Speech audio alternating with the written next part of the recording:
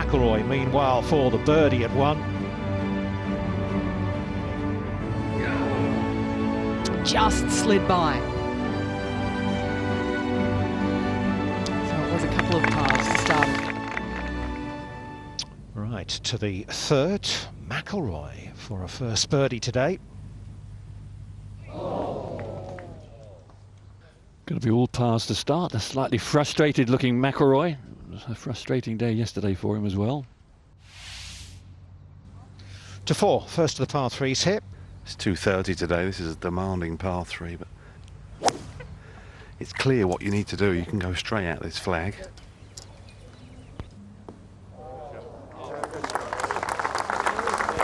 Magnificent shot. Shallow piece of green. 230 yards landed so softly. Well, he hasn't played for 3 weeks. He won the CJ Cup, didn't he? Quite impressively. Returned to world number one, but he said there may have been a little rust to shake off out there yesterday.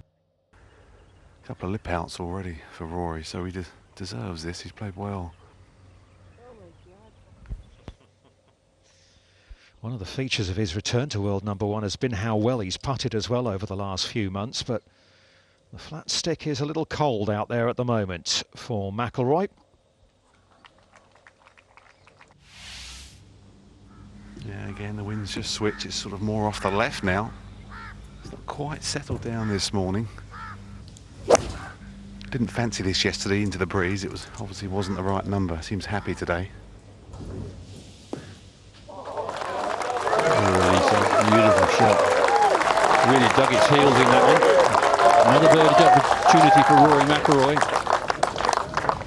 Surely. Edge. Yeah, sorry, on right edge. A great chance. Great chance. He's got it just at the right time. Par five to come. Little glint in the eye. At last, something's happened.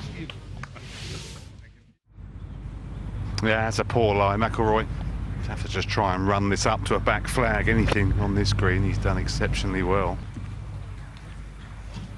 It's not often you see that. The strongest players in the field as well, struggling from that long rough this edition. Wow.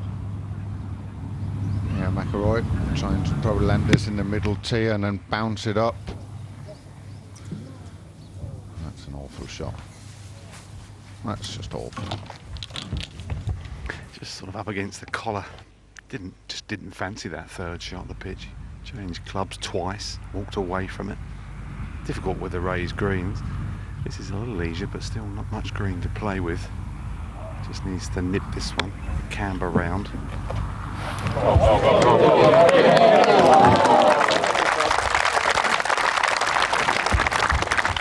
Lovely touch from McIlroy.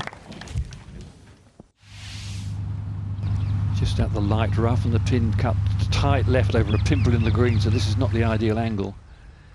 See how he manages. You know, he's done beautifully. Feathered it right onto the top, the flat bit. Stopped very quick. That is half of Rory McIlroy we see there. Over the hill on 11.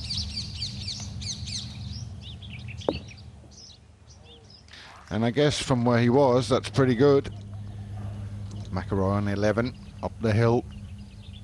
Should be slow, this one. Now, nothing is really going in for McIlroy. You feel like he's going to set a light at some stage. Yeah, this one is difficult. Bit downhill when it lands on the green. Oh, got great spin on that, didn't he? Absolute beautiful spin control there from McIlroy. No bother there. Inside the top 20. McIlroy to get to 3 under par. Yeah, just not really happening for McIlroy as of yet.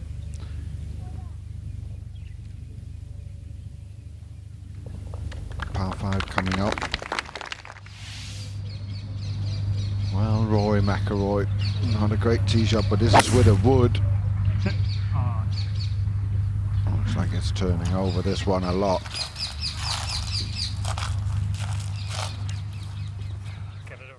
That's That's difficult. That's where everybody's walked off. So the grass is going to be, not only is the ball sitting now, it's going to be into him. And with that pin position, close your eyes and hope. And try and bounce it in and roll it up.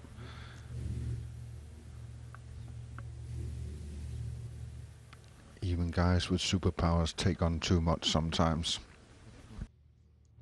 Not easy. Pin tight to that left edge of the green. Go on. Yeah, that's very nicely done. Can't tell you how that tricky is. Going up the bank into the green, the ball sitting up, then when it gets over the top of the hill, the green runs away from you. It was a darn good effort. At 15 for McIlroy, his third at this par 4.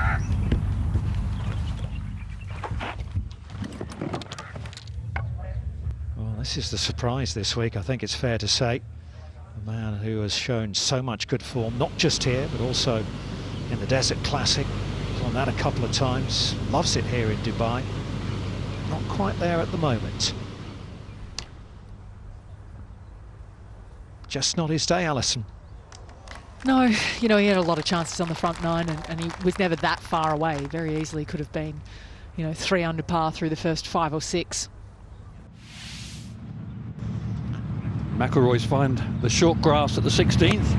Pin on the left side today. On a tiny parcel shell. Right there.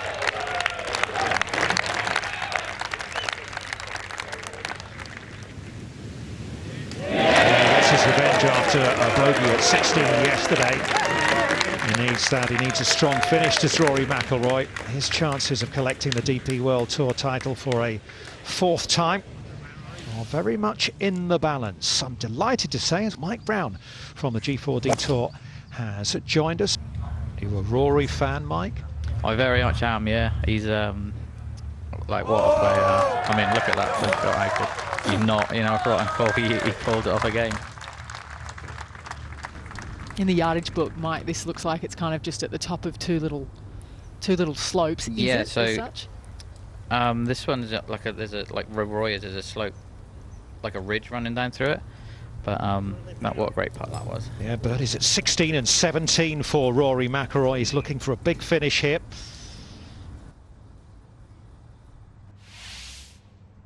Let's go to the man who started the week in top spot, McIlroy at 18. Must avoid the creek. There you go. Good look at this hole.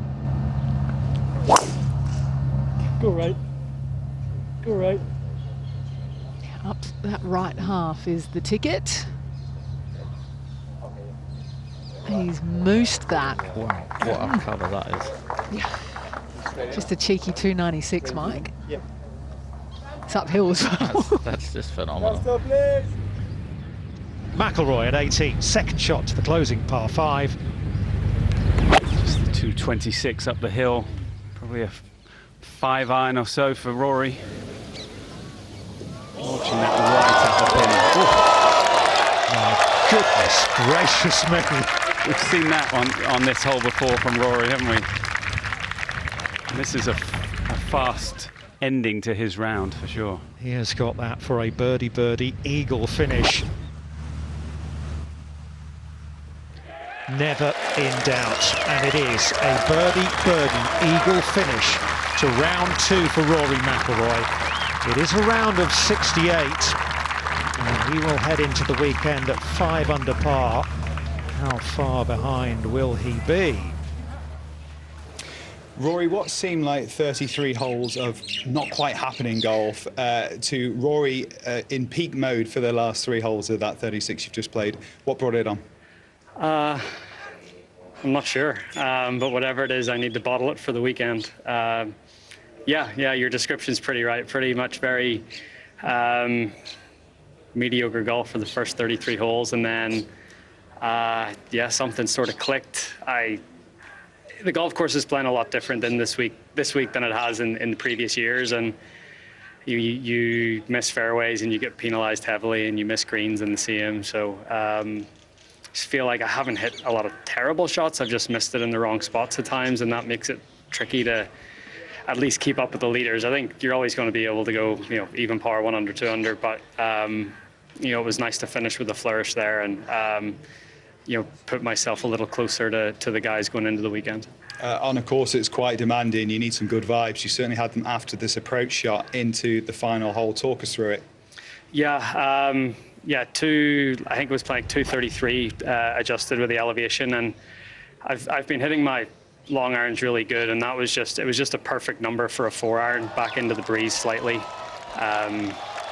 Wind was sort of in off the left, and the TV tower was a great line, and I just knew I needed to make a good solid swing, and it was a really that was a really good golf swing, nice balanced finish. So more of those needed over the weekend.